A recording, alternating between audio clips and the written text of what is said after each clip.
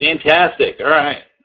I'm going to get ready to rock and roll then. Yeah, it is already 1 o'clock, so we can get going. Hang on. And what a day for it, right? Let's see.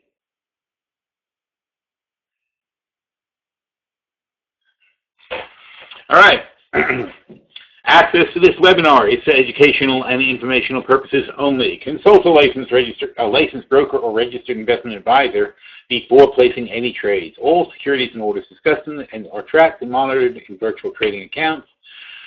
Virtual account prices and returns may differ from actual trading results. Commission costs are excluded.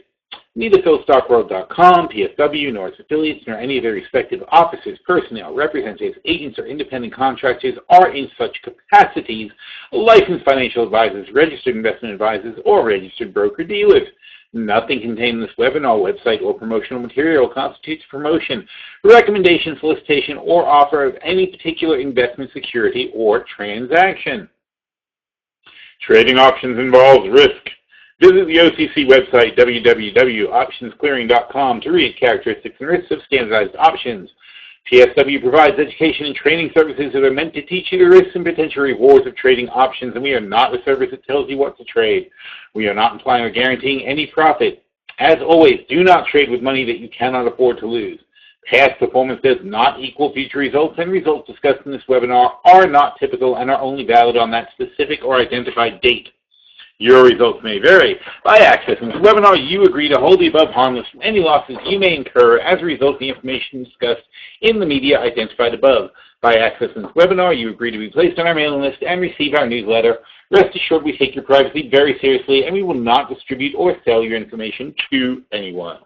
Fantastic. We got that out of the way. And no particular questions. Oh, GTAT. Okay, we'll look at that in a minute. Let's look at the market first. So aren't we curious? We're wondering what will happen. Let's take a look. We are down 2.5% once again. I love it when we're down 2.5%. It means you can go long. Let's start off by doing that, because this is how you go long. You go to ES, which is the S&P /ES. You find the line at 1920, and you say, I'll buy one of those, and you click buy. And now we're long at the 2.5% line. We like being long at the 2.5% line because statistically it is very, very, very likely to be bouncing. Now, this is unfortunately, though, the third time at the line. So third time may not be a charm, but we had a weak bounce. And what's a weak bounce? You fall from 1980 to 1920. So that is 60 points down, right? So if you have 60 points down, this is the 5% rule, people. If you have a 60-point drop, then you're going to have 60, you're going to have a 20% rebound of 12 points. How far was that a rebound on a weak bounce? 12 points. Perfect. Then we have all the way back down, and since we're coming from here and we had some reason for the sell-off, we go down, and we even fell an extra 2 points, but that's fine too. You know, it fell down a little bit over. What matters for us is whether we get back over the line. We get back over the line, we did better than 12 points, but we came to a stop here. The strong bounce would have been, in fact, the strong bounce would have been right up here at 1944. Okay, but remember 1942.50. That's our 5% line on the S&P, isn't it? Hang on, let me double check that. I'm pretty sure it is. It moves so much I can't keep track in one day. Yeah, 1942.50 is the 5% line on the S&P. So that is a tough nut to crack once you're under it. It's hard to get back over those major lines. It also is a line we shouldn't have failed. So once we fall, failing this by itself is a very bad thing. It means we're probably on the way back to 1850. But already, though, we were good for a little bit of a bounce here, and that's really all we thought we'd get. We weren't looking for anything big, just a little bounce. And then, boom, out. See, 125 bucks. So that's how you make 125 bucks in 30 seconds. All I did was I picked up the move. The move went over a line that I know is support, 1920. Any 10 lines is going to give you some kind of support. So it was an easy place. The key to this entry is it was an easy place to exit if it didn't go well. Okay, so all I had to do was say, I think it's going to go up from here. If it doesn't go up from here, then I'm going to get right out and take a small loss. But it went right up. I made $125, and I take a small gain. That's how you play it when you have an opportunity. Now, sorry to get back though. I wasn't intending to do that, but I just said since my job is to show you how to trade the futures, and it just so happened to be a good setup. Now, what made it a good setup? We hit 2.5% line on two indexes at once, on the Dow and the S&P. The other guys were down less than 2.5%, so there wasn't sort of a drag to the downside. And obviously, Nikkei is right at 5% also. And again, it's also triple testing here. So if the S&P does take off, and it didn't, it already fell back, I would be inclined to play the Nikkei as a lagging long. But what's actually happening here is I think we're gearing more up for a failure, because once you get a triple test, the first bounce test is a no-brainer. The second bounce test, especially when you broke below the bounce line, that's a little iffier. And even though we had a bigger move up, and that was, by the way, after the open, we had a bigger move up on volume, which was the volume we played for at the open this morning. That faded too, and now during a lower amount of volume, we're still testing those lines. So they're very, very iffy. It's nothing I would play for any kind of major move up. If these guys start taking off, though, then you can look at the Nikkei as a lagger, because they're down 5%. They're down 1,000 points. Look at that. That's the Nikkei 225 is down 1,000 points today. That is crazy. So we'll see what happens, but it's not looking good, because what's happening now is these guys are past their 2.5% line. The Russell is heading to the 2.5% line. It's already bounced once, twice, 3 times at the 2.5% line. So this will be the third time. So if the Russell fails 2, then things are going bad. We already shorted, I'm sorry, if the NASDAQ fails 2. We already shorted the Russell because it was the one that was up the most. It was a lagging one. So we shorted the TZA in the 5% portfolio. You see, just to have a little bit of coverage just in case, this happens, in case things start breaking down. All right, so step number 1, are there any questions? Let's take a look at the chat. Nope, okay, great. I don't know why nobody ever has any questions, but that's okay. All right, Rich, GTAT. All right. GTAT is a company that makes sapphire glass, which was going to be hopefully theoretically used on Apple. I think it is being used on their watches, actually. The short story on GTAT is they had a fantastic product, but they couldn't mass produce it. The sapphire glass is great, but they can't produce it in quantity. They thought that if Apple gave them $250 million, they would be able to they really thought, because they wrote it in the contract. They promised Apple that with $250 million and given 12 months, they would be able to produce a quantity of glass. In the contract, it said, we will produce this much glass at this rate, and you will buy it from us, and basically Apple is buying it up front for $250. Apple said, well, sure. Just like you would do if somebody told you that. They'd say, sure, I'll give you $250 million up front, but what's my security? Well, in GTAT security, their security was technically all their stuff. So Apple basically confiscated all their stuff, including their plant and their furnaces and their process and everything else. So basically they had to sell all their assets. But they only had to sell all their assets, not their patent. They sold all their assets and the ability to make the electronics for phones and watches, I imagine, for electronics. Apple doesn't hold their whole patent. So GTAT, even though they were forced to do reorganization, they still have the patent on sapphire glass, and they still have, obviously, the ability to make sapphire glass, only drastically scaled down now.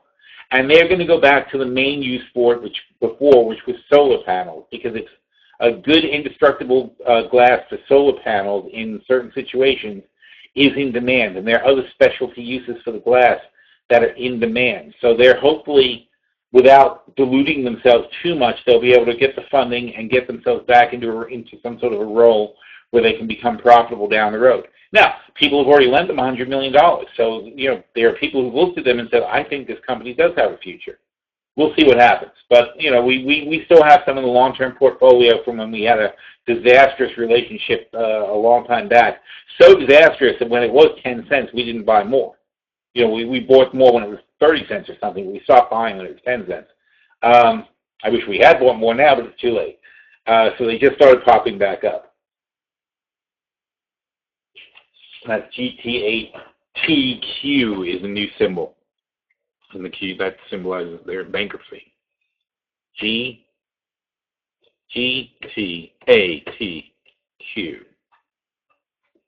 Oh, I forgot the Q. There it is. So here's, they went up and up and up, and there's all this great hope because they had to deal with Apple. They crashed. We bought a lot more when it hit 30 because we were like, well, they're going to come back one day.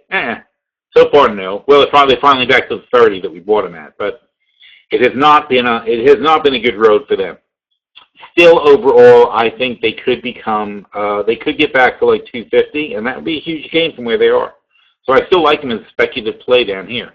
But sadly, we didn't buy more when they were 6 because we were so sick of them since we did own it. We started owning it here, so we were so sick of them by the time they got to 30 cents, and then they went further down from there that we said, oh, the hell with these guys.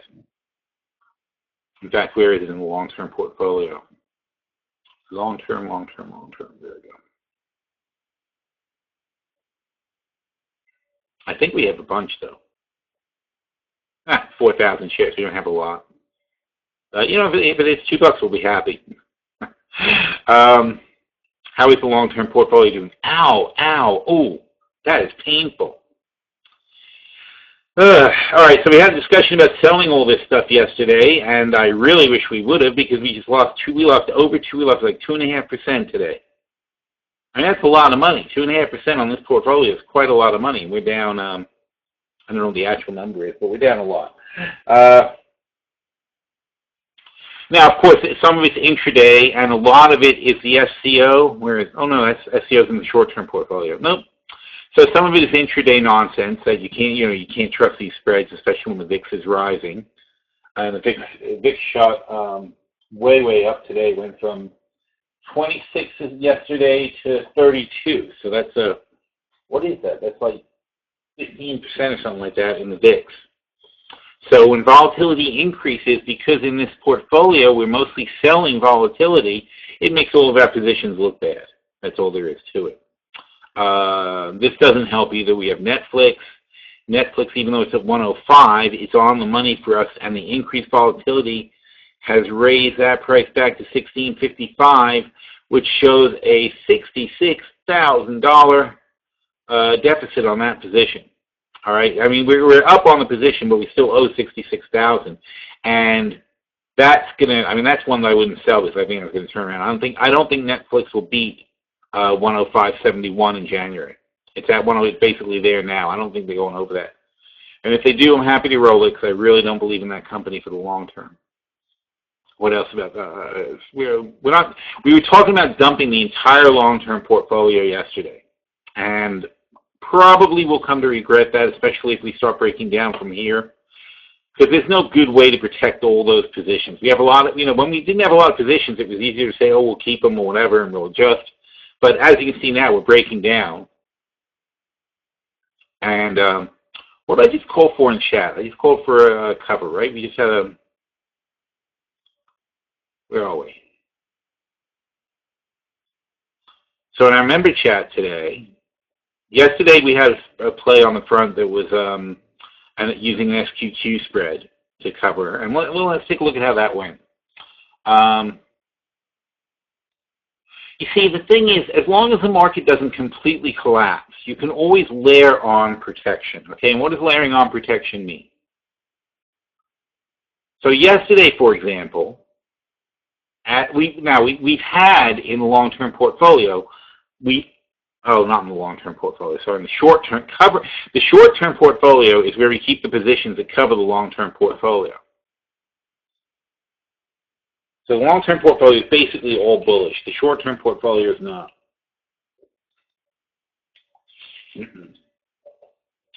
So in the short-term portfolio, we have the following hedges. We have SQQQ, September, 2731 calls. We have January, 1830 calls. So these are layers of protection. The shorter-term Septembers, the longer-term Januaries. Then for TZA, oh, in September we have the SDS, so it's the S&P Ultra Short. September 21, 24 calls. And here we are, right about 24. These guys, for example, we paid eyeballing $5,000 for those. If they pay off, they're going to pay 50 times 3, which is $15,000. So these will pay $10,000 if the S&P stays down where it is. These guys have a $4 spread on 50, so they pay $20,000 against also a $5,000 position. So here in September, we have $25,000 of protection that hasn't kicked in yet. Because if you look at the nets there, see this one. In fact, these guys are net negative $1,500, which is stupid, but that's just a bad spread. We're getting quoted a bad spread on the SQQ because realistically, we have 27.31s and they're right at 27, so we shouldn't be punished this badly for this position, which means it's still a good position to get into if you need a hedge. But here, with our potential $10,000 upside, it's only showing $2,000 of upside so far, and these are almost entirely in the money. These SQQs are almost totally in the money also.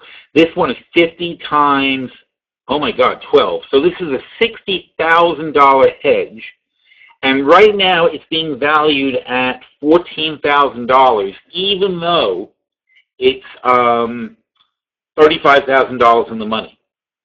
All right. So also, by the way, if you want to look at it at getting into a good hedge, that's a good hedge, right? I mean, obviously, if it's $35,000 in the money and you can buy it for $14,000, that's a good deal. So these are the kind of spreads we like to have to protect ourselves. We also have this TZA, also deeply in the money, $5 in the money. This one, that's $25,000 in the money, and it's netting right now. Well, actually, this one's not as good as the other one.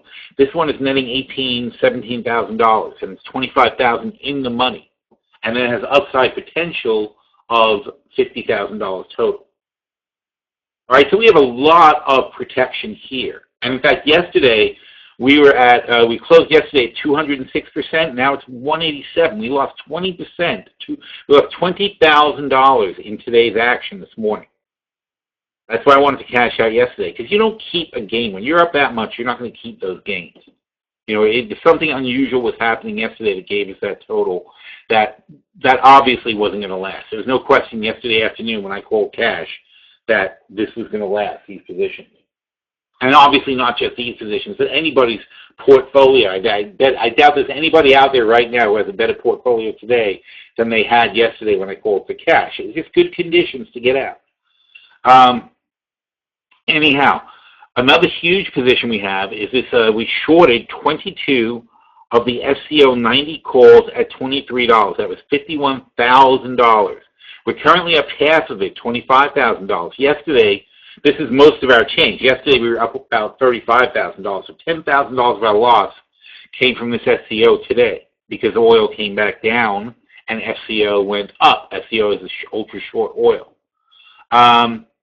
I did consider this morning as far as taking it off when it was still 30,000 plus, but in reality, I don't see how this price is going to last. I really don't. I think oil will certainly bounce back, but I think tomorrow or Thursday, if we're back to up $35,000 out of potential 51, I think I will take it off the table because it's just nice to cash something out like that when you got it.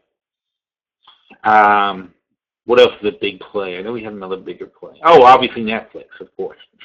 And then we short January 120 Netflix is here. And that's a $30,000. So we have a $30,000 net here. We're down, you know, it's really flat, essentially. This play is flat to where we are. We stand to gain $30,000 if Netflix doesn't perform. And that and unlike the long-term portfolio, all we're saying is Netflix stays below 120 for 90 days. And if Netflix stays below 120 for 90 days, we make $30,000. All right, so those are our big hedges.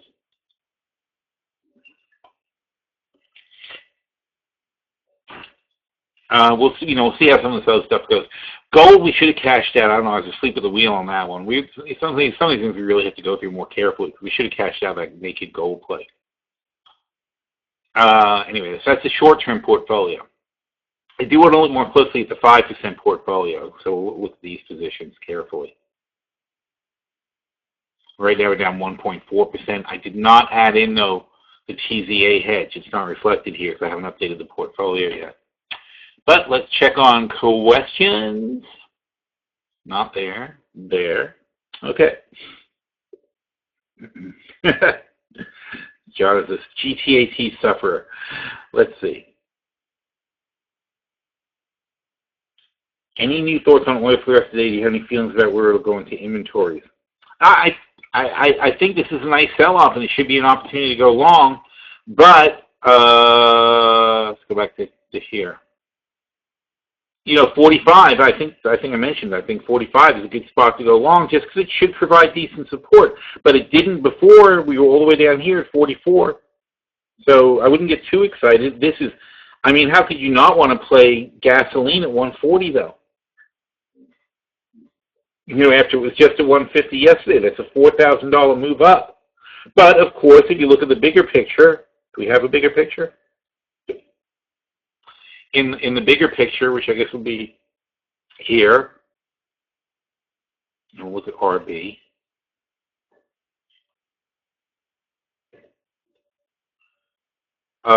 We were, the low was right there. It was 147.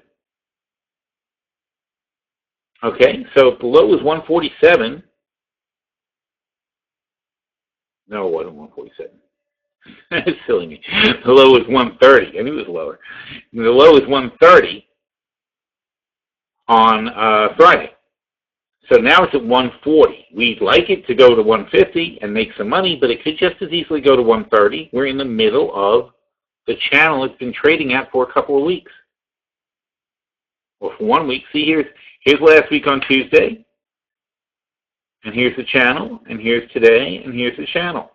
So it hasn't broken the channel, and when you say, what do you think is going to happen? Well, it's in the middle of the range. So my actual opinion is I don't know which way it's going to go. I believe that there's some more up. So given that I think this is a coin flip in the middle of the range, but I do think also that coming into Thursday, Friday, there should be at least one little attempt to move this thing up. I would kind of be inclined to play for bounce off of any good line. So 140 is a good line. But if it fails, I'm not going to stick with it because it could go back to 135. See, what I want to do is I want to play 140, and I'll take a $100 loss here if I have to. I'll play 135, and I'll take a $100 loss there if I have to. And then I'll play 130. And at 130, I'm going to start having some conviction that we're going to do well, assuming that it's still before the inventories on Wednesday. But 130 to me would be a bit too low, and 140 obviously is getting, 150 is too high. 140 is a real I don't know kind of place. But because of the holiday coming up, I do think that it might be a little bit of a boost. Maybe they're going to hope that API is good tonight, or maybe they're in fear of API tonight. It's hard to say. Last week, and that's what you got to do, you got to look at your history. Last week, on Tuesday, we actually did not do well, right? Monday was a bad day. Then Tuesday, we were okay into here, which is what? This is AM. We had a sell-off during the day. Okay? So 10, 11, 12. Here we are at 1 o'clock. Basically, it's almost the same pattern, right? See how that is? Sell all the way down into 1 o'clock. Then what happened? Then we went through the night, but then the API inventory or something happened overnight that somebody didn't like, and we tanked all the way to that 135 line. So I wouldn't make this my last stand. I wouldn't, you see what can happen to you. You can get totally screwed for thousands of dollars. So I wouldn't want to make this a huge conviction play, but I certainly do like that line that should be theoretically potentially bouncy. All right, now as to oil, it's in the same sort of thing, CL. But, oil isn't like gas, though. Oil doesn't have that sort of, that particularly great reason to go up because of the holiday that gas does. Gas gets used. Oil it's made from oil, but it's really the local U.S. gasoline inventory that we're looking at when we look at gasoline. So it's much more subject to something like, it's a holiday driving weekend, so hopefully there'll be a lot of consumption. I'm not even sure that's the case. And by the way, if we don't get a good drawdown on Wednesday, that's going to be very hard to justify why gasoline prices shouldn't be tanking. So the whole thing is very, very dicey now, and especially when we have this ridiculous run-up, gigantic run-up from 39, call it 40. We ran up from 40 to 48. That's 20%, right? And now we're having a pullback.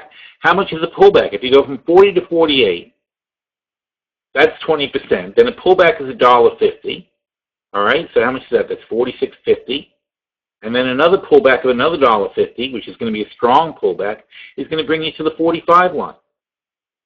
So the 45 line is where you expect to pull back when you have a 20% run like that. Now, will the 45 line hold? That's tricky. If it doesn't hold, forget it. Then you could go all the way back to 40 real fast. But if the 45 line holds, I would certainly want to play that for a bounce. And hopefully you'll at least see now how much of a bounce. Well, I expect a $1.50 bounce. I want to go back to that the week retrace line at 46.50. And if you clear that, then hopefully you can get back to 48. But realistically, the only reason oil went up is because of this OPEC meeting stuff, which is exactly why I said oil could go up. I said oil could go up because they're going to announce it. Thinking that oil was too low here, we went long. Why did we go long? Because there's not much reason for it to go lower, and we have the holiday weekend coming, and I said if anyone says anything about OPEC cutting, then it's going to go flying back up, and that's exactly what happened. But that's it. Now what can make it go up further? Nothing. We're having the holiday weekend.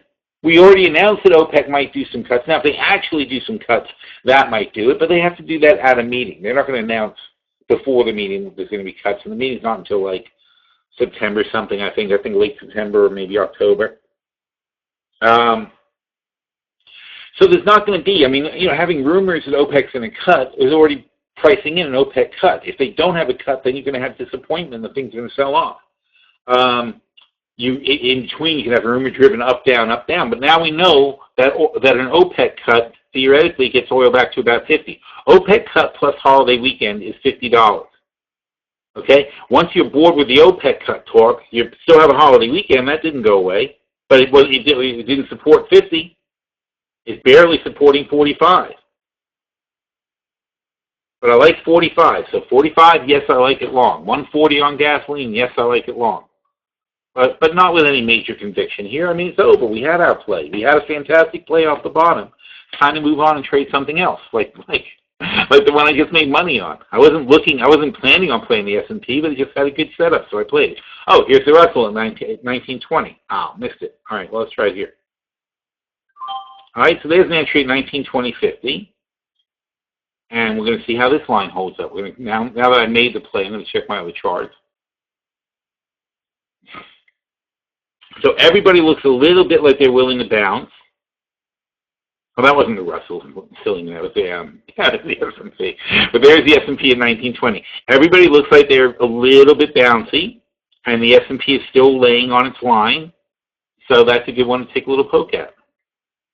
Oh my God, did it just pop like that? That's crazy. Look at that. And that's how you make $200. All right, so boom, and done. All right, now I can move on to some other stuff. All right. So that's all you do. You just, if you're playing the futures and you want to make some money, instead of constantly staring at oil, trying to come up with a premise for when you should enter and having your finger on the trigger constantly, worrying about one thing, you look at the big picture and say, oh, there's a good spot to go long. Let's take that one. You try to be aware of the movement of all these different things, not just one thing. So you see, it's a good thing I took the quick money because it's not holding up. All right, now since I'm not interested in oil particularly at the moment, I'll take a look at the dollar instead. I'd rather see how the dollar's doing. And the dollar's a little bit off that line, but generally it's down for the day. That's not good though. See, the dollar being down for the day means that all these indexes should be a bit lower than they actually are. So I'm a little less encouraged by that. Now let's get back to the Russell. It should be T. That's why usually that's my Russell box. That's why I thought it was a Russell. So now here we have the Russell is moving up. The S&P, now it's doing better. The S&P is moving up too. The dollar's staying there weak. We've got gasoline is just under $4. Just under 140. Just under $4. But we don't see any good support here. See, the support is here, and that's not a good line. You know, 1920 is a great support line. 1130 is a great support line. Those are the kind of places you want to go long. And especially when you see which one is lagging. If everybody else is taking off, like what did I say here? These guys are the laggers. The Nikkei is the lagger at the moment. If everybody else starts taking off, you have the Nikkei longs.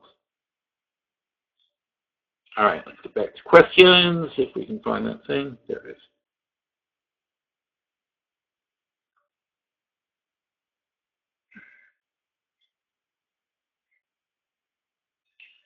Cal says, would you please do a 5% rule on TF? You'd like to see the calculation again.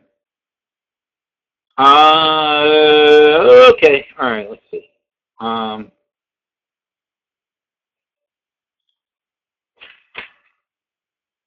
Well, you want on TF, right? So I guess I'll have to find that. Oh, here you go.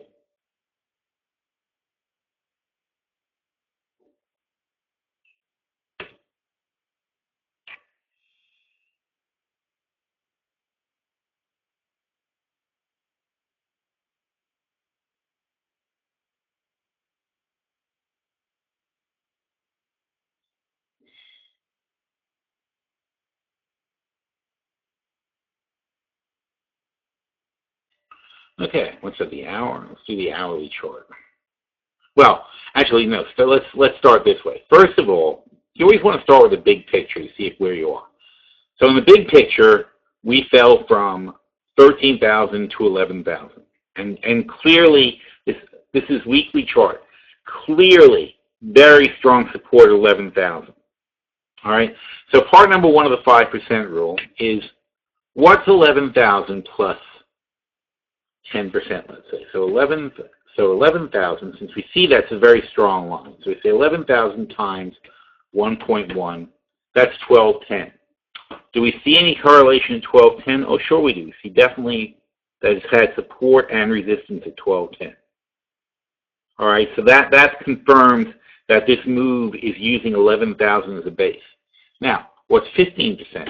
1100 times 1.15, 1265. Does 1265 make sense? Well, yes, it does, because if you eliminate this one that popped up, then 1265 is pretty much this little area over here where it spiked up and stopped and spiked up and stopped. So now we're going to say, and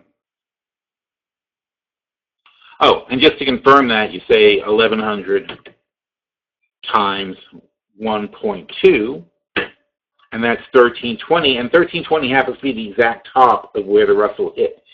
So it briefly popped up to 1320, but the one it obeyed was the 15% line times 1.15 at 1265. 1265 minus 1100, where it's down to now, is 165 times 0.2 is 33. So off the 1100 line, you would expect to see 33-point moves. Now, again, this is on the weekly chart, but that's what so we should see if the 5% rule is working. And when I say that, that means if the 5% rule is working, means if bots are controlling the action, because that's what the 5% rule tests for and predicts. If bots are controlling the action, what you're going to expect to see is 1133 is a weak bounce, and 1166 is a strong bounce. So now we're going to zoom from the weekly chart into a daily chart and see if that makes any sense. And we expect to see 1166 is a strong bounce, and 1133 is a weak bounce. Now we'll go to the hourly chart, and we say 1166 is a strong bounce, and it fails here, and fails here, and 1133 is a weak bounce, and that's failing. So seeing that is why we just shorted, when I made the call before to short the Russell, is why we shorted the Russell, because 1133 isn't holding. So when you start seeing that, and you start seeing that weak bounce support line isn't holding, that, and especially after failing. So first you failed a strong bounce. So you had a spike down, came back, Didn't make strong bounce here. Back to the test. Back to test the strong bounce. Didn't make it. Back to a test. Holding that line. Back to a strong bounce all the way this time. All the way to 1166. But then back again, and now we're failing, and we can't even hold this weak bounce where we kind of sort of were doing okay before. So it's getting worse. Technically, you're getting worse, and this kind of move, test, test, test. That's not bullish. That's you're testing the floor, trying to break below it.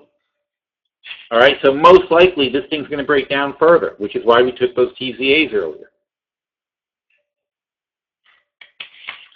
So while I'm looking for bounces in the daily, just to make a quick futures trade, and we get to see how they're coming in here.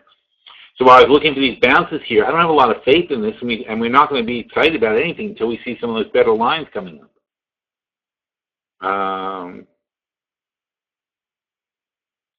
Sometimes it's just best not to play. You just say, "Yep, I can't tell what's going on." All right, where were we? Do we see another bounce in the Dow? Well, like I said, I think. Look, certainly there's still buyers out there. People still think they're buying the dips and that they're going to do well. But I mean, look, the thing you got to go by more than anything else, the most important thing in the world is. Hang on, let's get back to today's post.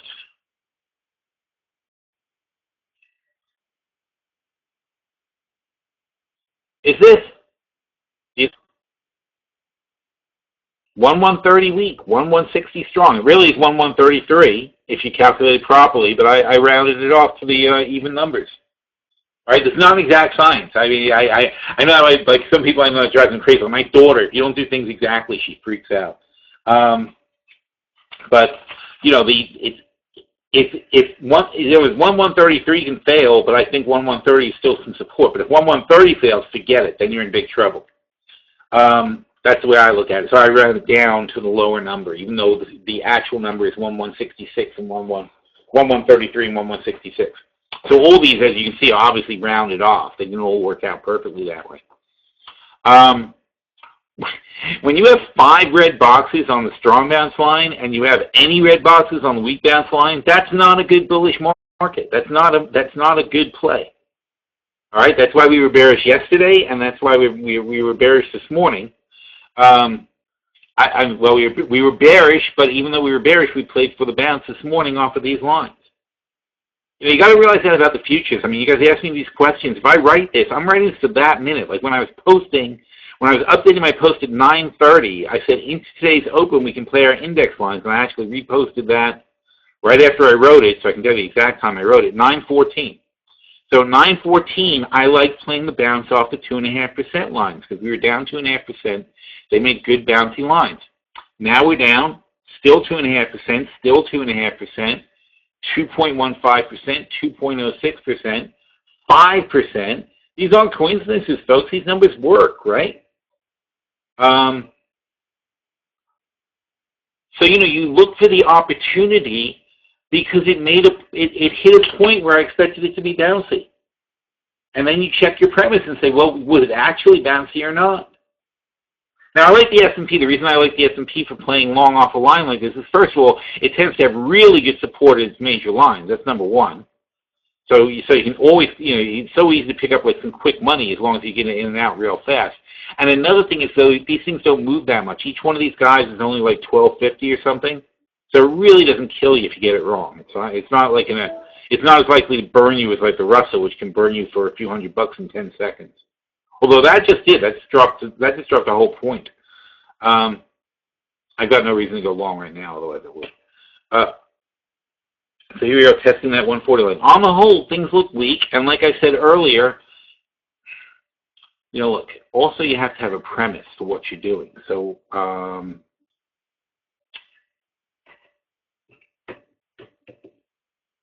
here. So at 11:17, I said oil is not holding the line, now 46, and where's oil now? Oil is now, God knows where, because we didn't chart it.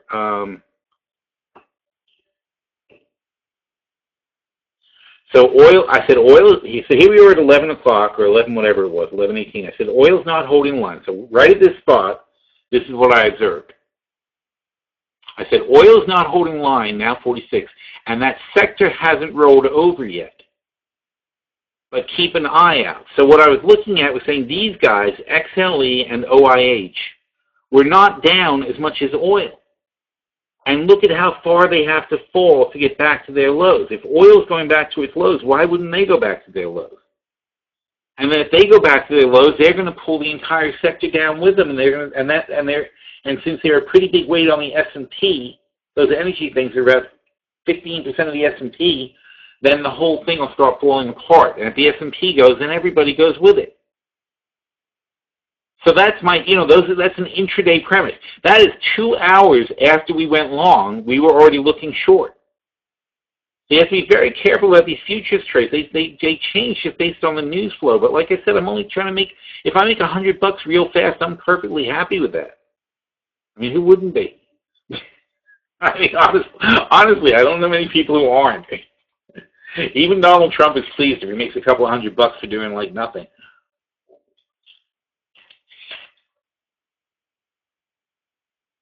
All right, but right now you can see we're doing what we call the spitting cobra pattern. It's coiling up and it's going to strike, and probably to the downside, but we will have to see.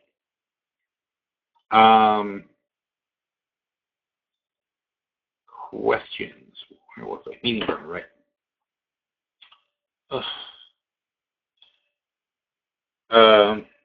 Do you see this as a no bull phase in energy, including RB? No, I do not. there is no new bull phase in energy.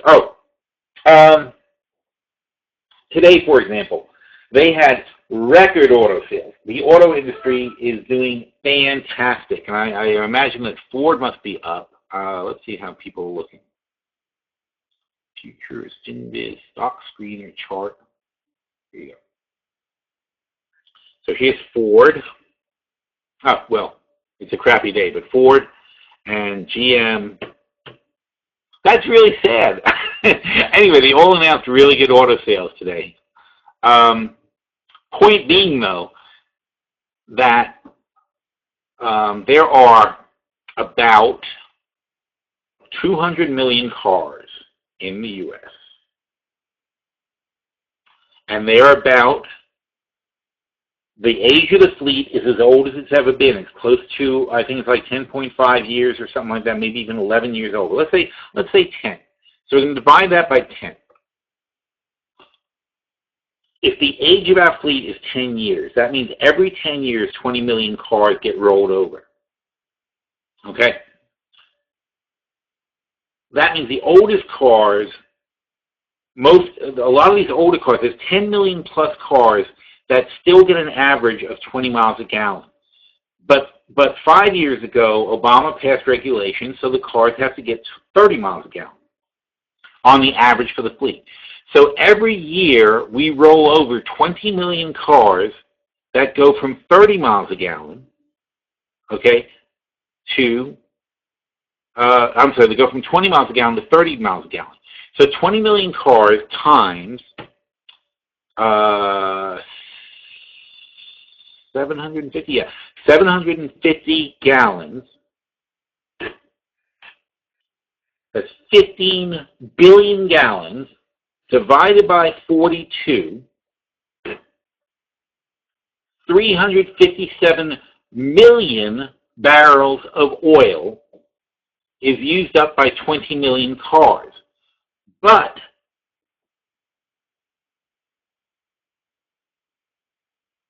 that's each year. But at 30 miles a gallon, the 20 million cars times only 500 gallons is 10 million gallons divided by 42 is 238. So instead of 357, they're using 238. That's 120 million less barrels, 120 million less barrels are used by these cars each year. Then you divide that by 52 weeks, And that's 2 million barrels a week less oil. So, because, and by the way, don't forget, we're also at the same time, we're also replacing all of our light bulbs with LEDs that use 1/10 as much power. That's also happening on kind of a 10-year cycle, because every time, now you can't even find the old kind of light bulb. So now every time your light bulb goes, you are forced to replace it with an energy efficient light bulb. So every time someone's light bulb blows out somewhere in the house, you replace it with one that uses way less power. Okay, and somewhere along the way, that's less oil, less energy, less gas, it's less something. Okay, so in the grand scheme of energy, less is being used. But directly on the cars, obviously you're using less oil. So we're using 2.3 million barrels per week less oil per year per car. So after 10 years, so far we're at it for 5 years. So in 5 years, we're using 10 million barrels a week less oil than we used to for driving. 5 years from now, it'll be another 10 million barrels per week down. That's 20 million total barrels per week less oil that the United States will be using. At that point, you've got to say that's 3 million barrels a day less oil. That's a lot of less oil. And other countries are not increasing demand because the same cars that we're mandating, Toyota doesn't only make 30 mile per gallon cars for the United States. Toyota says, well, if that's the rule in the United States, that's going to be the rule everywhere. We're going to have to make these cars. It used to be that we specially got the crappy mileage cars. Europe always got better, cars with better mileage. We used to get the only cars that had 20 miles per gallon. They made special, big, awful, gas-guzzling American cars because we're idiots, basically. Because we're the only idiots in the world that buy SUVs and drive around them for grocery shopping and things like that. I mean, if you want to have an armed insurgency and you've got to load up a bunch of troops in the back of the truck, sure, get a truck, get an SUV. But if you're just, if you're going to get shopping and you're driving by yourself, it's ridiculous to drive around an SUV. But we tend to waste a lot of gas and use a lot of gas. By mandating that we all get better mileage, now all the cars that these car companies already knew how to make are being made in America now and being made around the world. So the whole world gets these cars. So that means every year China gets better cars, every year Russia gets better cars, every year Japan gets better cars, every year Europe gets better cars. All the mileage is going up everywhere in the world. And that means that the whole world is using less and less and less oil on a regular basis, and we're only in the middle of that process. Okay, and once we get to the end of that process, the mileage standards go up to 45. So we're going to go through it again. So essentially for the next 15 to 20 years, we're going to keep getting better and better mileage every year and using less and less oil every year until we cut, let's see, if we're cutting 2 million, if we're going to cut 3 million barrels a day on this, and then we cut another 3 million barrels a day, so we'll cut 6 million barrels a day off our consumption, which is essentially 1/3 of our total consumption, that we're going to cut out once we run through this mileage cycle 15 years from now. That's a lot. So we're going down and down and down. And like I said, it's not just the oil, it's not just the gasoline. It's because then they're going to start working on the trucks, and then they're going to start working, and they're working on the power, and they're going to do a lot more things. So oil is under constant downward pressure for the next 15 years. Demand is going down, not up. There is not going to be a resurgence. The only resurgence is going to be supply disruptions. Is that supplies come offline, or if OPEC says, you know what, we don't need to make this much oil, we have to stop because it's getting ridiculous. Because that's their problem. They think demand is going to come back. Demand will not come back. The Boeing planes, every new Boeing plane that gets sold, and they're selling a lot of them, over the next 10 years, the entire fleet of airplanes is getting replaced by planes that get 15% better mileage. So again, a lot of fuel is not going to get used. 15% is very significant for airplanes. So there's a constant downward pressure on prices, and although we're below equilibrium, don't get confused about this, we're below an equilibrium price, but probably $50 to $55 is the right price for oil. So when you say, will there be a surge, there may be a surge, but the surge is to 50. There you may never see 100 again. It may, unless there's some massive war and supplies of like when we invaded Iraq and Saddam burned all the oil fields and Kuwait was offline and Iraq was offline and blah blah blah. That if something like that happens, if Israel and Iran start nuking each other, then maybe you're going to have a disruption big enough to spike oil up to the hundreds again. But unless there's a serious supply disruption that causes havoc, there's really no reason oil's really going to get much above 50. 60 would be huge, I think. And it's because there's a constant dwindling of demand that people just don't understand it. They don't understand the power of what's going on here. And it's all thanks to just raising those mileage standards. Simple thing like that. Which is why, of course, the Republicans fought tooth and nail against it, because it makes their energy people very upset. But it also is going to save the world. And by the way, so by the time we go through this energy cycle 20 years from now, you won't need gasoline to run cars anymore at all. Because at the same time, solar is getting better and better. Solar is getting better the way computers got better, like according to Moore's law. Like every year, they get better and more efficient and cheaper. So 20 years from now, if you can imagine the increase of what solar is going to be able to do 20 years from now compared to where it is today, you're not really going to use oil for very much. There won't be any reason for it because solar is going to power everything. Batteries, unfortunately, don't make the same kind of breakthroughs, so we kind of have to wait for a big breakthrough in battery technology. But if we get a big breakthrough in battery technology, that's going to make solar much more viable. And not that it isn't viable now. I mean, Tesla is proving at least that it's viable for an automobile with certain restrictions, but it's generally viable.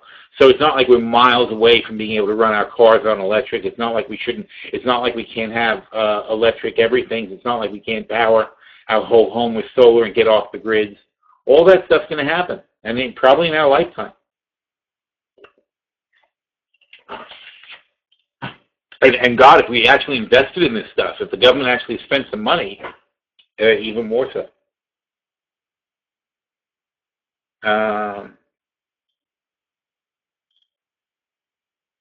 So let's see. Okay. So energy. So why a boost from the holiday, and what made such a massive move in oil yesterday? The move in oil yesterday is because Venezuela asked for an emergency meeting on Friday. That shot oil up 10%, and then over the weekend, a couple of other OPEC members said, "Oh yeah, let's have a meeting about doing something about the price of oil. Let's talk about that." And that's it. That's all it takes to knock oil up 20%. But it's 20% from what? 20% from $40 is nothing. So you have to understand that when you have a correction, especially a correction as massive as we had in oil. So now we got to get back to that. Damn it. I need more windows open. That's what I need. All right, back to the futures. And get rid of the ad and talk about energy and look at oil. All right. So when you have a move like we had in oil from 100 to 50, it bounced. It's funny how these patterns are always there, right? 100 to 50, you have a bounce. How much should the bounce be? A weak bounce is $20, right? I'm sorry, it's $10. You have a $50 drop. 20% of $50 is $10. You have a $10 bounce. $10 bounce fails, and down you go, failing your original line, and now you're testing the new support at 40. 40 is a 20% overshoot. The same way you have a $10 bounce, you have a $10 overshoot. 40 is a $10 overshoot of the bounce of the fall from 50. 50 is where I think the price should be. All right? But what's happening right now is we're failing. We failed that. We're down here. Now we're not even getting a strong bounce off of 40. 48, of course, would be the strong bounce because that's of the $10 move back down to here. You want to see an $8 move back up. We're failing that. If we're failing that, we could actually blow 40 and go even lower. Then I'll be looking for a rally. Then you can call it a rally because I'll be looking for a rally from 30 to 50 at some point, or from 30 at least to 45, and that's a 50% move. But you got to look at it in proportion because, frankly, it's nothing. It doesn't help anybody who's betting on 70. All right, but I think that between now and this weekend, I think by the weekend we should settle above 45. I think between 45 and 50 is where we should settle this week. Next week, though, after the holiday, that's going to be tricky. We could start plunging right back down again and go even lower because there's not really any kind of, if OPEC doesn't start ratcheting up the talk to say they're going to start cutting production, we've got too much oil. We're making more oil than people are using. There's not demand. You can't force demand. And not only can't you force demand, but the funny thing is this time, here's what's unusual. Usually you think when you sell a lot of cars, there's demand, and there's going to be more cars and people are going to use more oil. That's not true. Everybody's got a car. There's nobody in America who doesn't have a car, and our population isn't growing that much. So more cars don't mean more gas, and especially, as I just explained, more cars means more newer cars that get better mileage that use less gas. So more cars is terrible for OPEC. More cars is not the answer. A better economy is not the answer. The bad economy is what saved them, because the bad economy, usually people turn their cars in every 7 years on the average, or 6 years on the average. They don't keep a car that long. So usually 6, 7 years is when people turn over cars. Because we have the recession, people started keeping cars longer. And what cars did they keep? All the crappy cars that got crappy mileage got kept longer. And as cars got older and older, our fleet got very, very bad mileage. And not only that, but older cars get worse mileage as time goes by. So OPEC benefited greatly. All this is them benefiting from a crappy economy. But now that things are getting better and people start buying new cars and the new cars get better mileage, it gets worse and worse and worse and worse for them. There is no way they're getting back here. This is a fantasy. There's more. Oil's just not worth that much. It only costs this much to get out of the ground in the quantity that we needed. If we needed more, it would cost more because the last bits of oil might cost more to get than the first bits, and the average goes higher. But in this case, we don't need more. We only need this much. We only need the cheap oil. So stop making the expensive oil, and everyone's happy. But that's the problem, because the people who make expensive oil are still making oil, and so the market is completely oversupplied. All right, next question.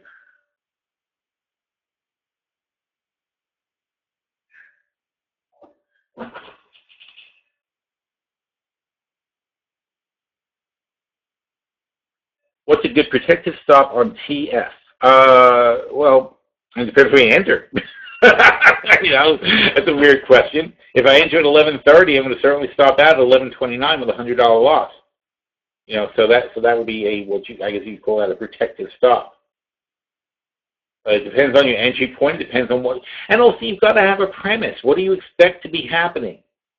When I'm at 1920, I think it's going to be bouncy. If it's not bouncy, I should get out pretty quickly, right? It wasn't bouncy. That was my whole premise, was that it was bouncy. If my premise is I expect that the earnings from IBM are going to be strong tomorrow, not that IBM has earnings tomorrow, but for example. So if I expect that tomorrow IBM is going to have very strong earnings, it's a major Dow component, a major S&P component, and I think that's going to pick the market back up, and I don't want to play IBM directly in case I'm wrong, but I'll play the S&P long, then my premise transcends the 1920 line. And I'm not going to fixate on that line so much, and I might have to tell why to stop. But if all I'm doing is playing for a bounce, then if you're bouncing a ball on a floor, you expect the floor to be the bottom, right? You bounce and bounce and bounce, and you expect the floor to be the bottom. If the floor, so when somebody says to you, how high do you think the ball is going to bounce? And you say, well, I know how to dribble a basketball. It's going to bounce back to my hand. That's how high it's going to bounce. I'm going to bounce it again, right? That's your premise, that the floor is going to hold. But if you bounce it at a spot on the floor and the floor breaks and the ball goes through the floor, are you going to stick to your premise that it's coming back to your hand? No. Your premise was wrong. So you don't sit there like an idiot and keep waiting for it to come back. Your premise was wrong. The floor didn't hold. Get out.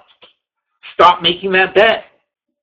That's how you got to look at it. You have to understand what you're betting on. And you've got to stop fixating on levels. Levels are not the answer. You've got to have a premise. You've got to have some idea of what you're doing and why you're doing it.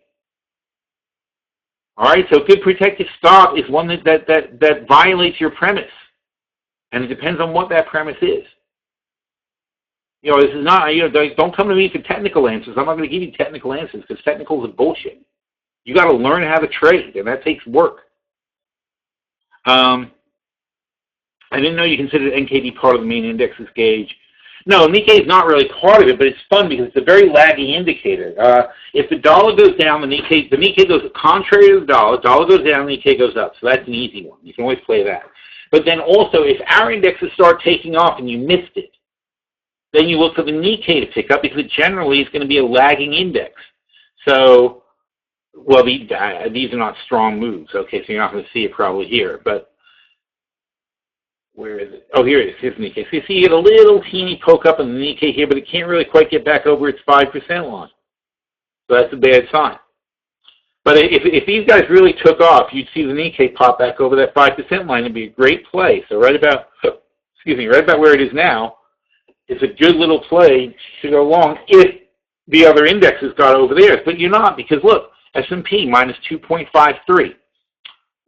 Dow minus 2.47. Those are right at the 2.5% lines. NASDAQ 2.28. And we know the NASDAQ is stupid because it's got the Apple in it, so who knows what it's doing. Here's Apple doing what it's doing. Apple's stuck at the 110 line. So if Apple's stuck at the 110 line, the NASDAQ's not moving either until Apple decides which way it wants to go.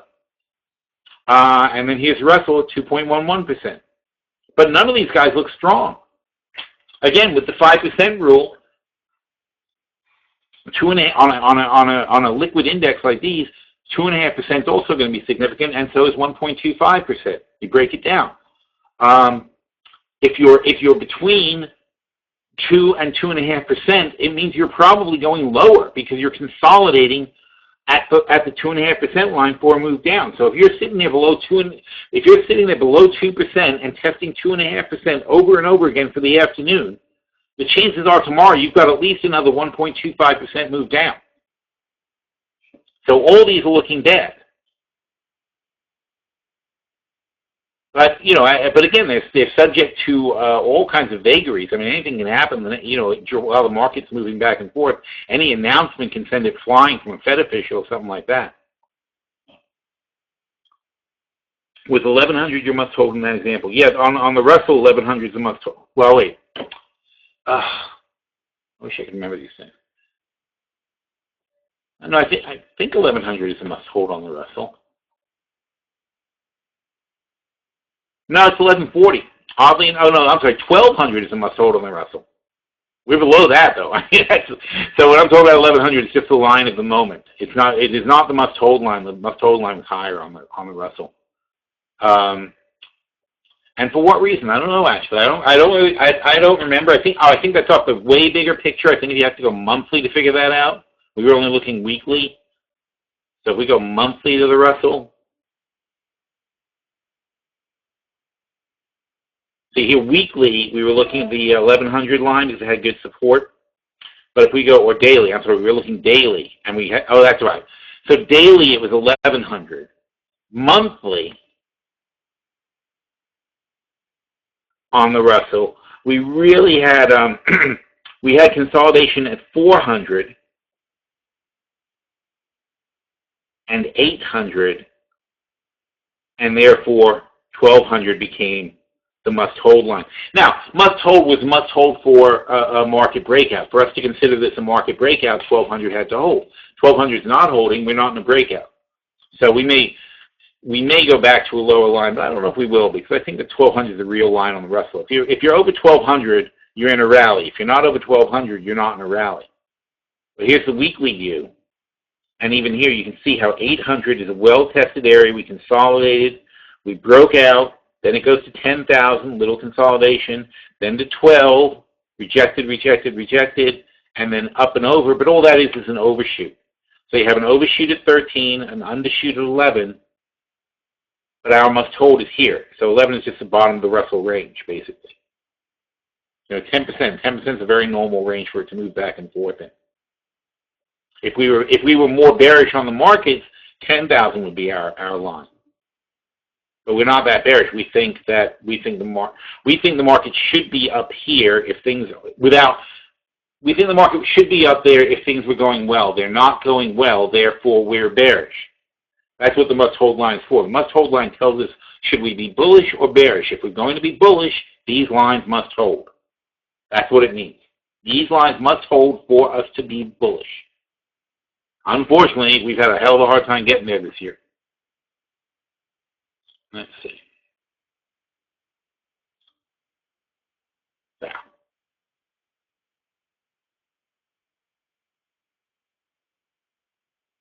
Okay.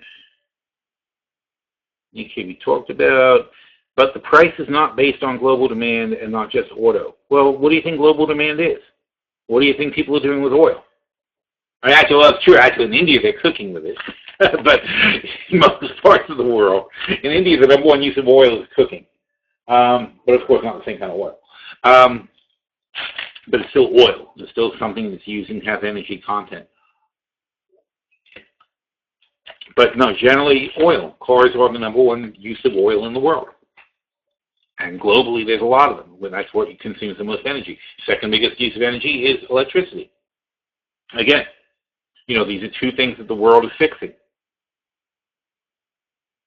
What's my opinion on U.S. banks? I think they're better than foreign banks, but I think they're toppy. I don't think that I wouldn't go long on banks here. I think that their exposure to the overseas markets is dangerous. Their exposure to the American worker is dangerous because the American worker is getting killed. That's what I was writing about this morning. Is the American workers are getting totally screwed. The middle class is dying. The average credit quality of the American consumer is deteriorating. The banks are not. The banks still are not geared up for that kind of model, for having like a core customer. And the other thing about the banks, though, is that they're drastically benefiting from the fact that you have been suckered into lending them your money. You work your ass off, and you have some money, and you put it in the bank, and they give you 0.25% interest. What is that? The whole concept of banking is completely screwed up, because the reason you used to put your money in a bank was because banks had guards and vaults and guns, and they would protect your money for you. So you didn't need to carry all your money on you and get robbed. That was the reason for banks. They branched out into lending, but the actual reason for a bank was the bank was the guy who held your money. All right? Then banks evolved, and they would use your money and pay you a rate of interest for the use of your money. All right? What's happened in the last 100 years, though? Well, this is screwed up now because, first of all, I'm not giving the bank any money. There's no money to give them. I'm giving them an electronic piece of paper, and they're giving, or not even, you transfer it electronically. But I'm giving them a piece of paper with numbers on it, and they're putting some numbers on their piece of paper, and nobody can steal it from either one of us. That's why Bitcoin is such a threat to these guys. There's no need for money. And if there's no need for money, there's no need for banks. And if there's no need for banks, then they're screwed.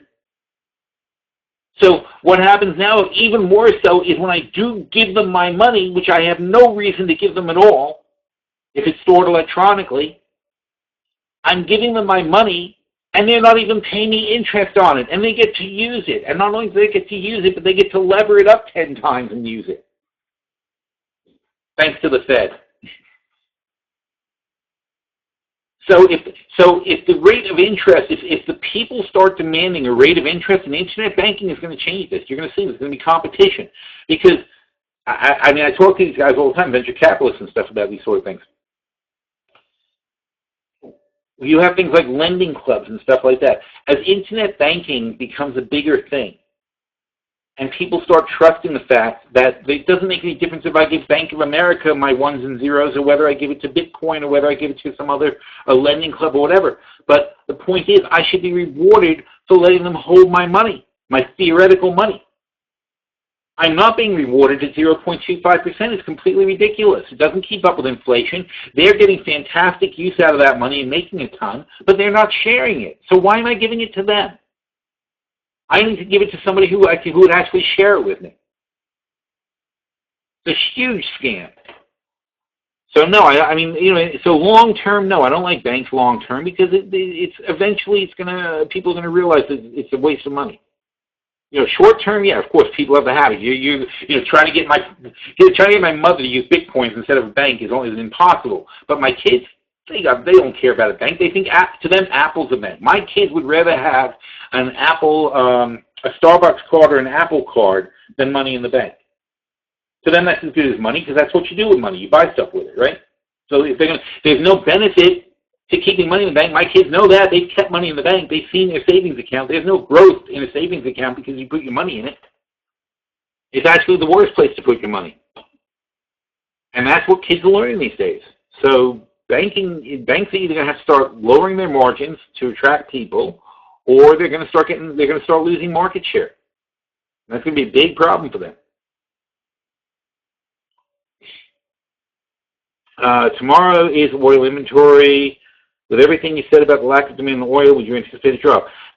No. Because that's a long weekend, so it's different, obviously. The reason we were long on oil into the long weekend is because we expected that at some point people are going to fill up their tanks for the vacation. So either before the vacation this week or after the vacation. Now, this week, the inventory you're getting tomorrow only measures through Sunday, or actually through Saturday midnight is where it measures.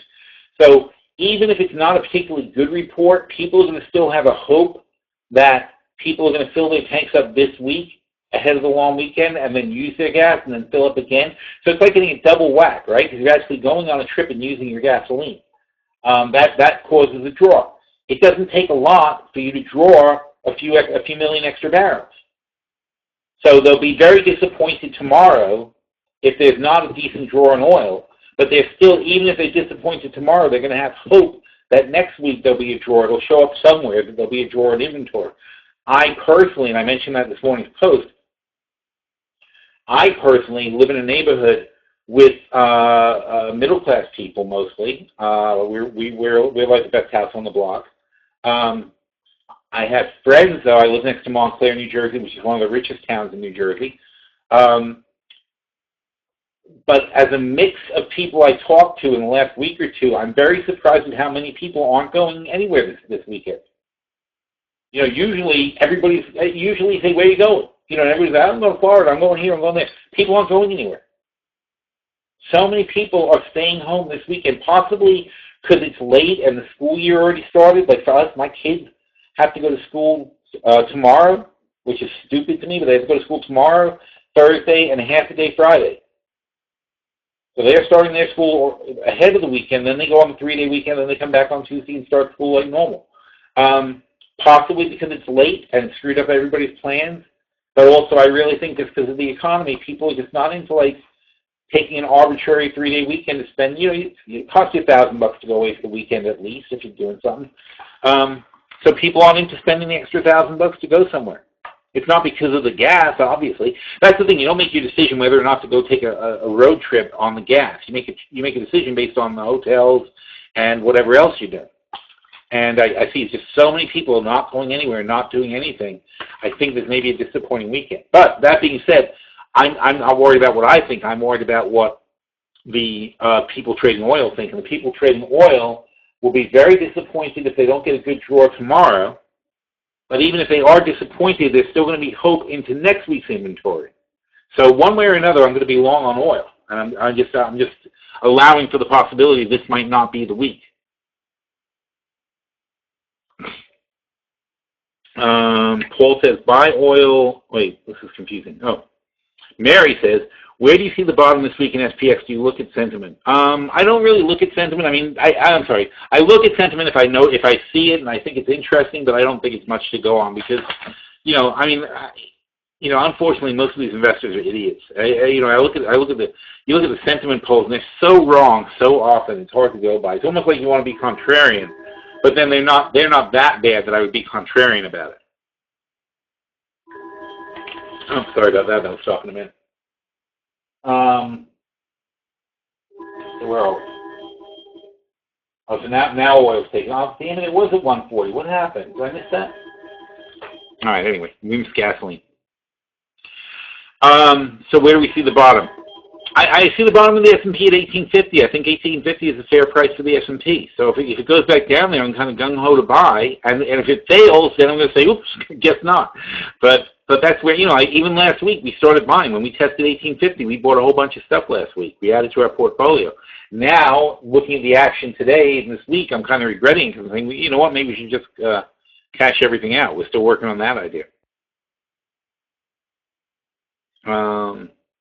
Is it too late? It's never too late to go into the inverse ETFs because if you look at the trade idea I had yesterday for SQQQ, that one works still, and you could just, all you have to do is just the strikes. Just move the strikes up one or whatever. If you're not hedged enough, it's not too late because you need to get hedged. You have to decide where your exposure is, but it's never too late to take these trades, but you just adjust your strikes accordingly. But basically, you look at the prices and you look at the spread and you see if you can get the same kind of spread. We just added one, like I said, in chat today, we just added the TCAs, right, to the 5% portfolio. Is this today? August portfolio review. That's not today. Let's see if we can find that. Oh, here you go. Control F, 5%. Oh, look how many times I wrote 5% today. That's crazy. Wow. There we go. So, what time was this? Oh, so at 11:30. Oh, that's right. It's at the same time. So when we started getting a little bit more bearish again, after we had that little pop that we expected, and see, we were watching oil and RB here, back at 11:30, same lines. We added for our 5% portfolio, since we're not cashing it in, we wanted to hedge it, so we took 20 TZA September 11, 13 bull call spreads, and that's net 79, and that's 1580, and if it pays off, it's going to pay 4,000 back on 1580. That's a nice return. It's like 2,500 back on 1,500. So, that's a quick little thing, and you can do these anytime. And of course, since that time, TZA shot back up. In fact, this chart will probably show it if I refresh. Hang on. Nope, it doesn't. All right. But anyway, so that's how you play. You pick up a nice spread like that. We like to do them when they're a little bit in the money. In this case, obviously it could have been lower than this. Hang on, I can tell you from a futures chart.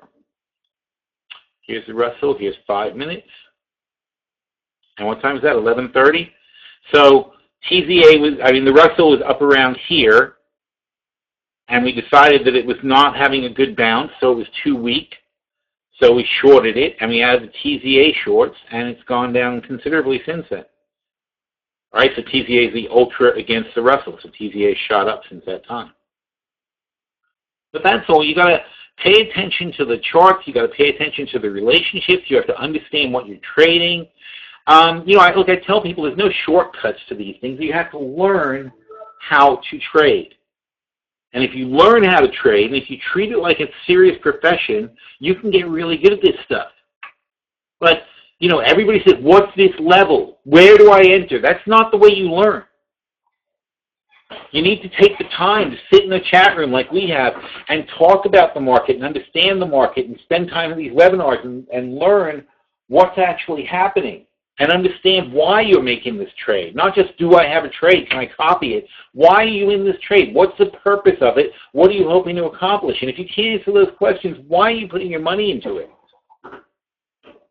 These are not, there's no easy answers. I know everybody seems to want like a quick answer to everything. There's just no such thing. It's a whole process that you have to go through. And the reason we like this trade for the 5% portfolio is because we have a bullish trade on the Dow that we don't want to get out of. Because it's going to take a while to mature. So to protect in case the market is worse than we thought, then we wanted something that would cover it. But the money for the Dow was already made because we picked that one up when the Dow was going the opposite way. We took a bullish trade on the Dow. Let's see.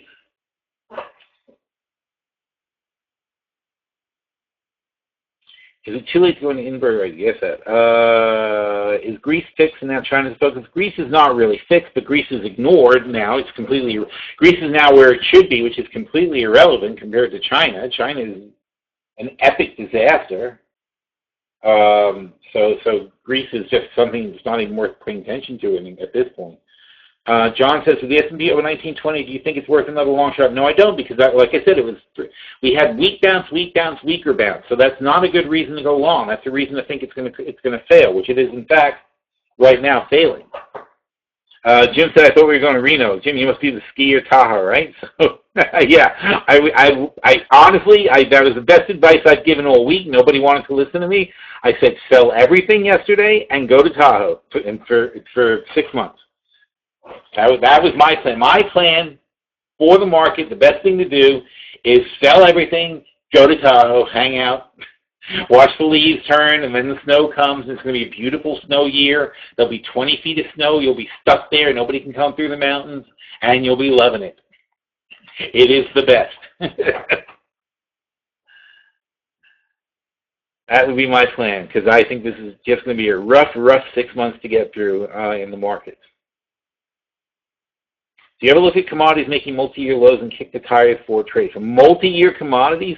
Yeah, no, not really. I mean, I'd rather play the options. Once you go multi-year, it's like, because commodities really, it's like, if let's say I thought the S&P bottomed to 800, like Warren Buffett did. Warren Buffett he sold S&P puts. So it's not really a commodity, but Warren Buffett bet the S&P would be over 800 when it was below 800. He said he made a huge $5 billion bet that the S&P would be over 800. Now, if I took an S&P long at 800, and I say, it's a multi-year play, right? When it goes to 900 and it's up 1,000 points, and that's $50,000, am I really going to not take it off the table when it drops down 25 points and I have $35,000? Am I really going to do that? And the answer is no, I'm not. Okay, realistically, I just can't. I can't. I wouldn't sit there for that amount of time. If it could just as easily go 50,000 the other way, and then what do? Stop out? I like commodity. I like futures trades for the short term. Wait, did you say futures or commodities? Maybe I read that wrong. Oh, you said commodities. I'm sorry. I just realized that what you're saying, because you said something about the way you phrased it. It was future trades. Commodities trades, though. Commodity trades, I think, again, you've got a problem because of efficiency. It's the same sort of problem that oil has, except in commodity, we're making huge advances in fertilizers, we're making huge advances in pest control, we're making huge advances in machines, we're making huge advances in water management. And if you think about water management, this is huge, by the way. iPods, iPads, the connected Internet of Things, all that bullshit that you hear about, it's real. And a farmer used to wake up in the morning and he'd have to walk up and down his fields and see what crops are ready and make decisions long-term and so on and so forth. Now the farmer sticks these little doohickeys in the ground that tell him what the soil... When he wakes up in the morning, he looks on his iPhone, and it tells him which field needs watering, which fields are ready to harvest. It tells him where things are going well. It tells him, he gets all the information he needs on the phone in 5 seconds to start his day. The efficiency leap for that guy and the people who are under him, who he tells what to do, is, you're saving man hours. And that means you can be 10%, 20% more effective in your crops. At the same time, global population growth is slowing. It's a tough bet. Commodities are a very tough bet because, again, it's efficiency. It's just there's more commodities available for people. And the data that we manage, the bulk data, the way we manage massive amounts of data these days is also... We're really improving not just food consumption, but food use. In fact, there's a really good company. They just featured them on Bloomberg. I forget the name. They're in California, though. But the gist of it is we throw away 1/3 of all vegetables that are grown. And the reason we throw them away is not because anything is wrong with them, but because they're ugly. Okay? Because when they were being... not all pears are pear-shaped. Pears can be ugly. Oranges can be funny colors. There's nothing wrong with them. They taste the same. They look the same, but they're completely edible. And this company is now buying this fruit that used to be all these fruits and vegetables that used to be thrown away by the farmers. Oh, potatoes especially, because potatoes, you have they rip them out of the ground, right, with these like backhoe kind of things or machines. But the machines cut up the potatoes when they do it. So there's a certain percentage of potatoes they just cut. There's nothing wrong with them. They just cut. And nobody wants to buy a cut potato. Everybody, you see them in the store. It's like you go, ew, I don't want that. So this company is now selling everything the farmer throws out for like half the price. And it's catching on real fast. It's probably going to be a huge thing. And there's going to be, you'll see a spread of stores like that. So what is that, though? You can imagine that all that extra produce coming on the market is going to kill the produce prices for everyone else. Because people aren't going to eat more. They're going to eat the same. They're just going to pay less, and there's going to be more available. All right, so you know, commodities in general, I think are too cheap. We do have a long on DBA in the long-term portfolio. We're going to stick with it because one day something will happen that certain commodities will come up and DBA will come up and so on and so forth. So we've been pressing that bet. But when, I don't know, it could be a year, could be 2 years, could be 3 years. There's no way to predict. But like oil, there's a downward pressure on commodities because we are clever people. We're more productive. We get better and faster and stronger every year, and we figure out how to do things better. And the population is no longer exploding to the point where we have to run to keep up. And if you don't have to run to keep up, all these advances we make start making a difference. Someone says, if the average American is actually struggling financially, what explains a company such as Disney trading at high values? Because Disney, all right, here you go.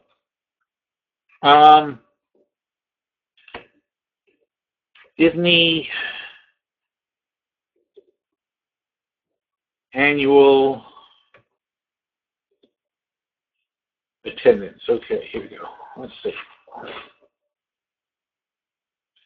Theme park attendance, Disney World, Universal. Come on, give me a number. I just want a number.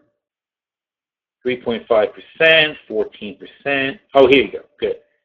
18 million people. Okay, so you know, as a rough number, 18 million people go to the Magic Kingdom. All right, so let's see.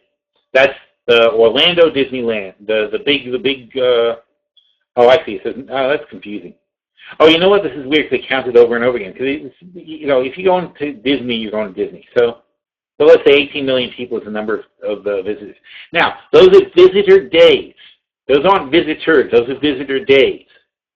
So let's say the average person goes for three days, right? That's only 6 million people. So 6 million people divided by 7 billion people is an error. It's not much, though. What is it? 6 divided by 700. Okay, so there you go. It's an extra zero, so it'd be one more zero. So it's 0. So that's 0.8%. It's 0.08% is how many people go to Disneyland out of the planet. Okay? Now, obviously, it's a local thing or whatever, but the point is, nobody goes to Disneyland. This is a fallacy that people have because it seems to you, how come so many people go to Disney? No. How come people are so rich that they go to Disney every year, that they're clogging the place up so that now tickets are $100 a ticket because Disney can't even fit the amount of people that want to go in there. They can only fit, we just did the math, they can only fit 6 million people who come for 3 days each. So in the entire year, Disney can only have 6 million people going in and out of those gates, 6 million different people, not 6 million people. They can fit whatever the number is, but it's 18 million visits. So there's 6 million people visiting the park. Those 6 million people, because Disney can't fit more than that, they charge $100 a ticket.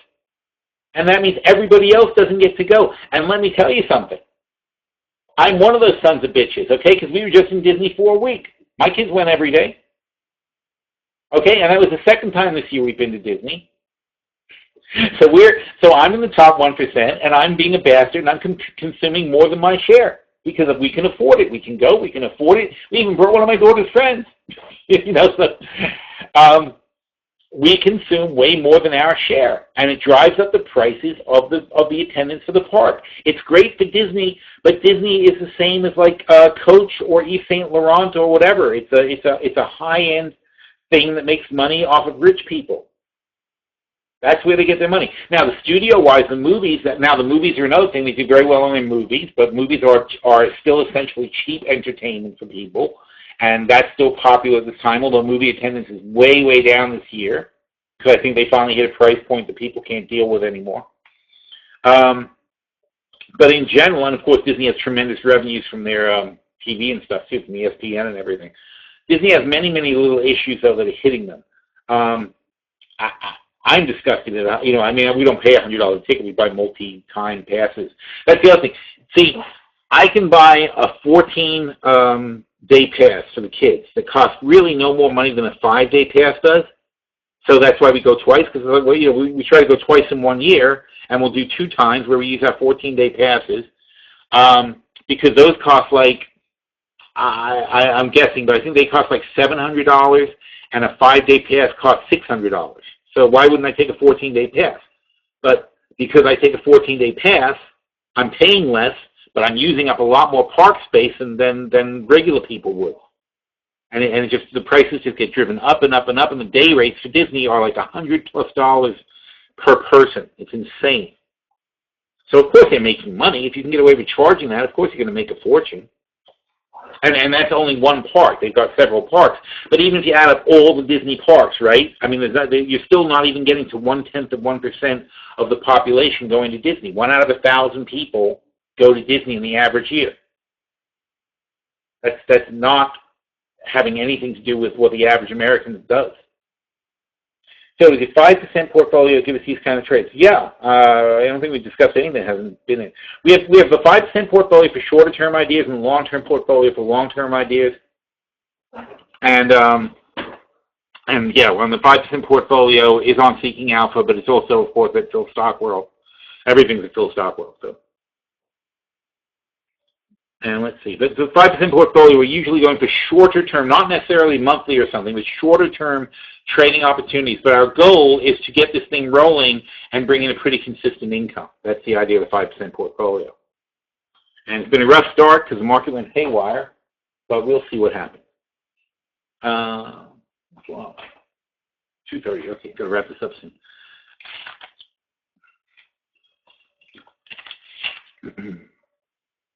Jim is 3x short the S&P. I hope it holds up here. I hope it doesn't go lower. I mean, it's going to be very bad for the overall economy if it does. Is it safe to short the Nikkei and where support? No, I would not short the Nikkei. I think it's getting almost oversold here. It's dropped 10% in a day. How can you short it? I mean, not 10%, sorry, 5%. Drop 5% a day. You can't short that. All somebody in the government has to do is say, oh, I'd like to support the stock market, and all of a sudden it'll shoot up again. You know, you can't, after something makes a big move like that, jump on short unless you have a really good reason. All right, and before we know, the only reason the Nikkei's down today is because I wrote a really nasty article about it. It's actually been crashing since I published my post.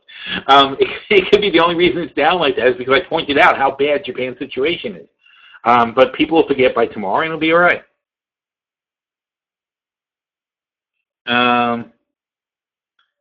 Yeah, you bastard. I know I feel bad sometimes. I really do. I think my daughter's friend is not well off, and we took her. I flew her down there, because it was. I flew her down. She could never afford to go to Disney. She's never been to Disney in her life. When we flew her down, I was like, look, I already got I said to her parents, I said, look, I already got the hotel. It's not a big deal. They gave me a few $100, which I was like, fine. It's like, I don't care what they gave me. And I was like, look, we're going on the trip anyway. I don't mind. And then, and her grandmother's down in Florida, so she got to see her grandmother, and she got to go to Disney. So it was great. But, it's hard because I say, I honestly, I look at this kid, and I'm like, she's never been to Disney. My girl, and this is my daughter's best friend, and my daughter goes almost every year. If we don't go to Disneyland, we go on a Disney cruise. That's the years we don't go to Disneyland, we go on a Disney boat, and we have a vacation. And those Disney boats are really nice, actually. If you have kids, I super recommend them. I imagine this will end soon because my daughter's 13 now, so it'll probably be getting near the end of these trips. But this has been an annual event her whole life. But we, thank God we can afford it. But even I have sticker shock. I go down there. I'm like, are you kidding me? Like to this particular trip when I went down there and I saw the ticket prices, I was like, are you joking? Because in my mind they're still $50 or $40. I don't, this is only when my kids started. They were $40, $50. Now they're $100 in 10 years. That's crazy. And May says, is that $97 per month for the 5% portfolio? Seeking Alpha, I guess. I really don't know what they priced it at. Paul says, do you not see a big fall in October as predicted by many? Yeah, I see the potential. That's what I was writing about today. I see the potential for a spectacular crash in the market. I was worried about China, and I've been saying that for God knows how long, but now that China's playing out, what worries me isn't Japan, because I talked about Japan all year long also, and talked about how that's a big problem. And I say either China or Japan will cause a crash, and that's what happened already. So China caused a correction, and we got to where we expected. What I'm not happy about is that nobody is talking about Japan. And the market can go up when everybody knows all the risks. But nobody understands the risk of Japan. And the risk of Japan is gargantuan. That debt is unsustainable. And if Japan's debt is, and you can't save Japan. There's no EU that's going to come in and bail them out or anything like that. Okay? It's not possible. So if nobody's going to save Japan, then it's going to start occurring to people that says, oh, well, Brazil is just about as bad as Japan. And Russia is almost as bad as Japan. And other countries are as bad as Japan. And then you get to the next level countries and say, other countries like in the U.S., we're 100 and something percent of our GDP in debt. We're not in great shape either. But 100% of our GDP in debt means we only put, we collect $2.4 trillion in tax revenues. And currently, our interest payments on the debt are $350 billion. So that's like 15% of our tax revenues go to debt. That is nothing like Japan. Nothing like Japan.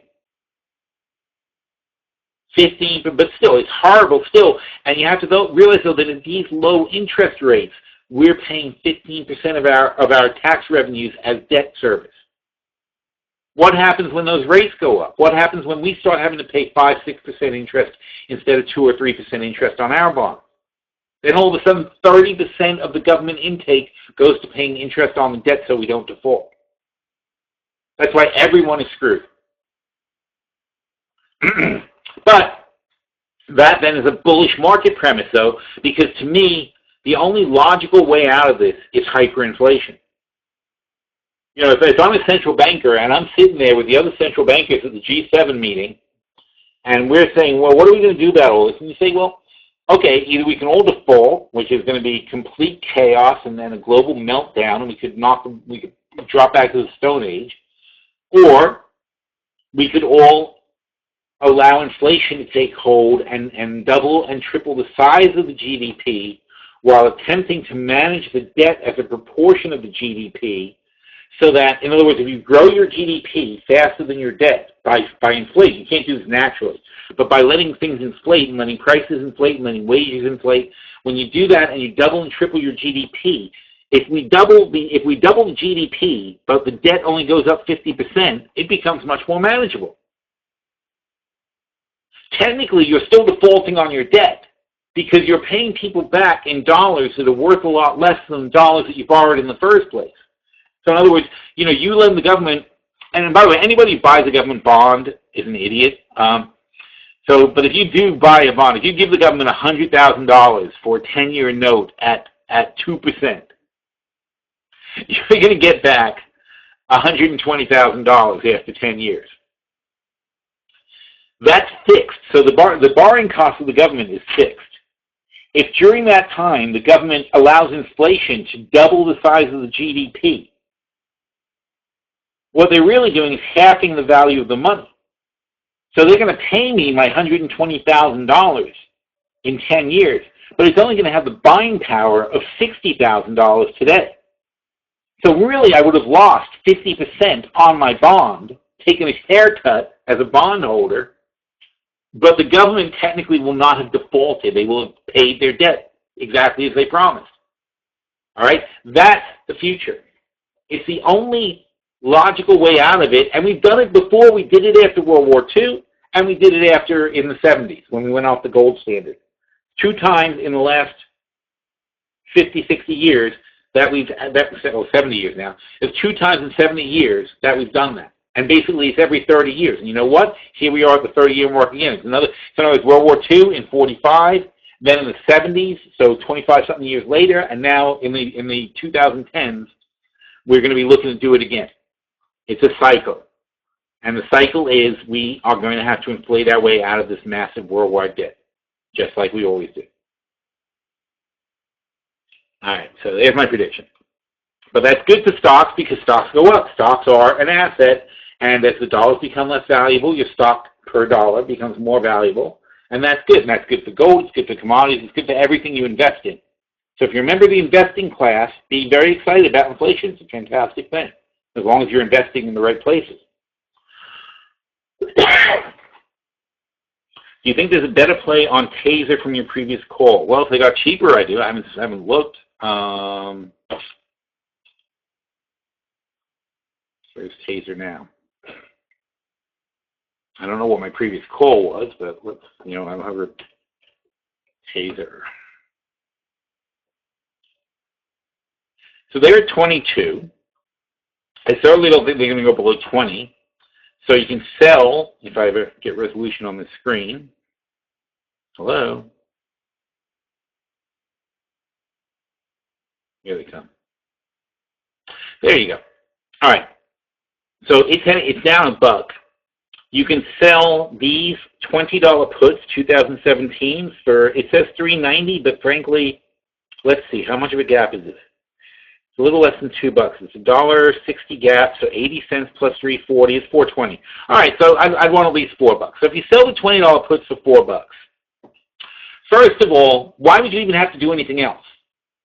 If I want to sell 10, for example, sell single, I'll sell 10 tasers. It's going to obligate me to buy 1,000 shares for $4.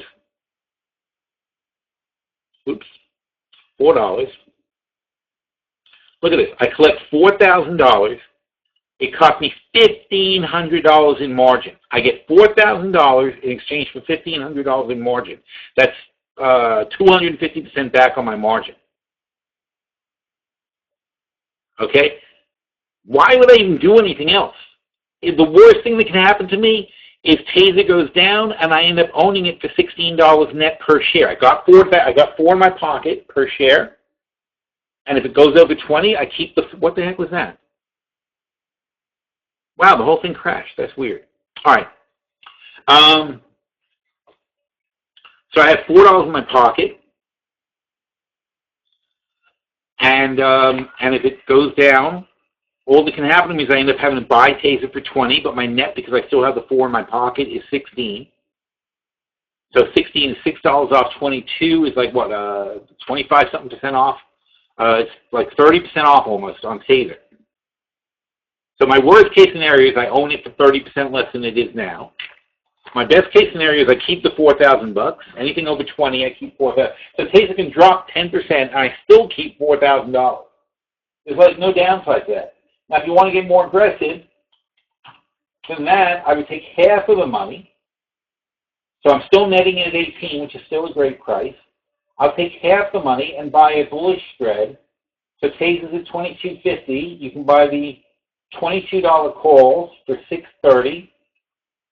And you can sell the $27 calls for $4. And what's that? $2.30. So you're taking about half the money. And you're taking the 22-27 bull call spread for $2.30. You're selling the calls for $4. You still have a $1.70 credit. And if Taser's over $27, you're going to make $5,000. You're going to get $5,000 back, plus keep the $1,700 credit that you have for selling it. And of course, you can do one share. You don't have to do 10 contracts. You can do one, whatever. But that's the way to play something like that. It's so easy. And that's actually such a great play. If we didn't have Taser, I'd probably do it that way. All right, last couple of questions. Jim says, lose 50 and pay taxes on 20K. Oops, I lost thread of that, but lose 50. Oh, well. Sorry, I don't know what happened. Yeah, the thing crashed. For some reason, Thinkorswim crashed, so I can't bring it back up right now. Is Taser supplying all the body cams that are being mandated? No, they're not supplying all of them, but they're certainly a supplier and a major supplier. And they already have many years of experience getting all these contracts with all these police departments, and they already have no people. So they're in a really, really good position. Oh, on Taser, I see. So you know that's true, Jim. You're right. They totally screw you, don't they? you would lose 50%, and you would pay your taxes on the $20,000 you theoretically made on the interest on the treasuries. So, like I said, don't do business with the government. There's really no winning in this situation. I cannot for the life of me imagine who would buy these bonds. Who on earth thinks it's a good idea to give the government your money for 10 years for 2%? That's just crazy. I mean, you've got to have, obviously it wouldn't be somebody who's here, because we know there are better things to do with your money. But who are these people who don't understand that there are better things to do with your money than give it to the government to hold? That is just completely nuts. All right, well, it's after, if it goes after an hour and a half, it's not good for the recording. So it's, so we're going to have to cut this one out. I hope everybody learned something today. I did want to get to the 5% portfolio. Damn it. All right, let's take a quick look at it. It's not so bad off. It's down 1 point. I have to understand that these down numbers are not real, because this spread, for example, this DIA spread, is 100% in the money. So if even after this dip today, even after a $4 drop today, if we close this spread, and if it expired today, and it expires in like 18 days, if it expired today, this spread would pay 4 times 20 is $8,000. How much is this spread currently valued at? It's currently valued at $6,000. So there's $2,000, or not even $5,300. So there's $2,700 more dollars in this spread than it's currently valued at.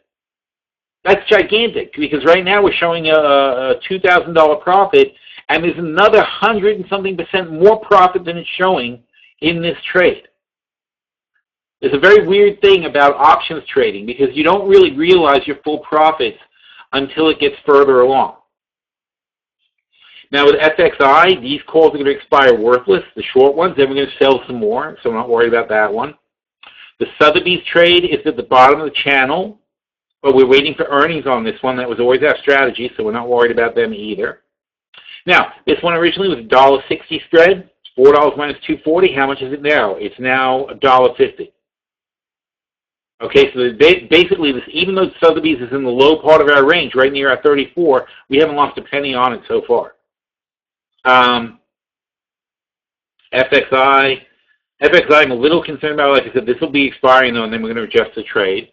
iRobot is right here, and they're up in our range also. And again, this spread here is worth $4,000 if it expires today, and currently it's showing a value of $3,000. So all we have to do is wait for time, and we gain $1,000.